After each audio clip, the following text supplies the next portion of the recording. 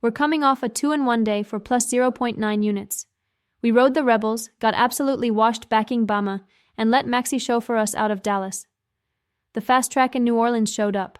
The Rose Bowl rain didn't save the Tide, and a Kyrie and Exumless Mavericks backcourt was exactly the turnstile we expected. Now, today's card is clean and simple. New York Rangers moneyline at plus 125 in the Winter Classic. Arizona Wildcats minus 2.5 at minus 109 versus SMU in the Holiday Bowl. And Mississippi State minus 3 at minus 109 versus Wake Forest in the Duke's Mayo Bowl. 3 plays, 3 edges, and yes, 3 opportunities for the public to overpay for a storyline. Let's start with the Winter Classic. Rangers at plus 125 versus Florida. This game is being sold like a beach vacation with skates, but we're betting the sport, not the postcard. Miami humidity plus a non-traditional outdoor setup is the kind of environment that turns pretty hockey into survive hockey. And Florida's best version of pretty hockey is missing 2 load-bearing walls. Aleksander Barkov has been out, and Matthew Tkachuk isn't going tonight. When you take away a team's engine and the guy who starts half the fights in front of the net, you don't get the same offense. You get a very expensive impression of one. And here's where the market gets adorable. Greg Leodice over at Action Network is laying minus 142 on Florida moneyline and calling the Rangers an unmitigated disaster. That's a fun phrase. It also doesn't cash tickets by itself.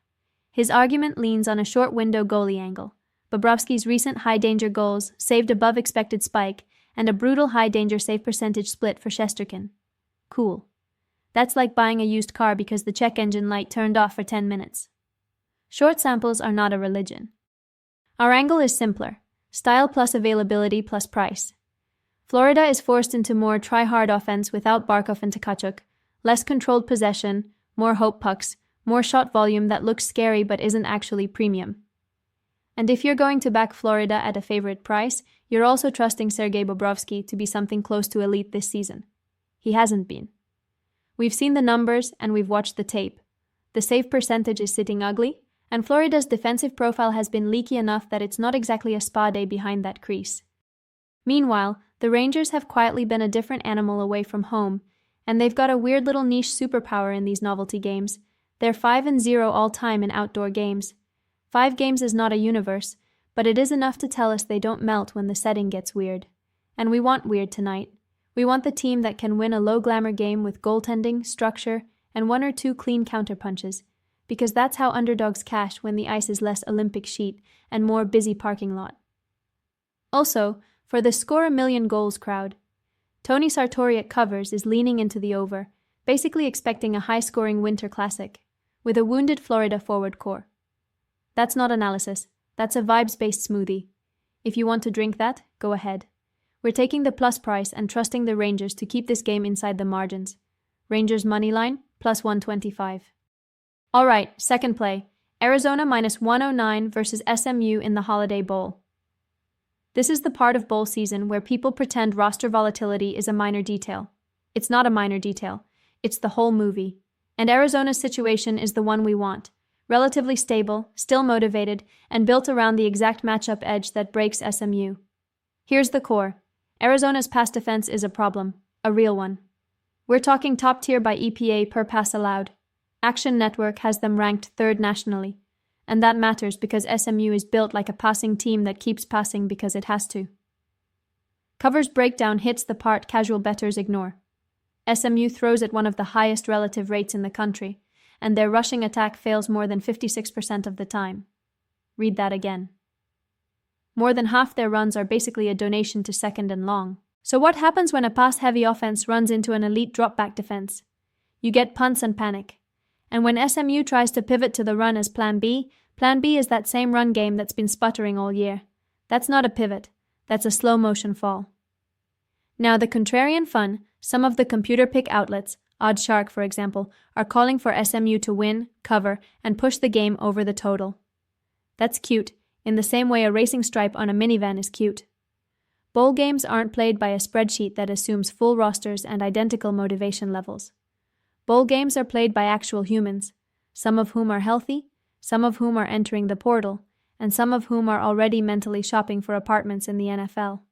Arizona has the quarterback to punish SMU's soft spots, and Arizona has the defense to make SMU earn every yard the hard way. When we can get Arizona laying less than a field goal, we're taking it. Arizona -109. Third and final play, Mississippi State -3 at -109 versus Wake Forest. And yes, we know what you're thinking. A 5-7 team laying points in a bowl? Welcome to modern bowl season, where half the invites get declined, and the remaining matchups are basically who still has a functional roster. Wake Forest is the team the public wants to label nice story. And it is. But nice stories don't block, tackle, or replace a workhorse running back. Wake is missing Demon Claiborne, who declared for the draft, and they're also dealing with a major defensive line loss with Matin Ibirogba heading to the portal. That's not just some guys out. That's the guy who stabilizes their offense and the guy who wrecks the middle of a pocket. You don't patch that with good intentions and a team prayer. Cover's numbers tell you exactly why this matters.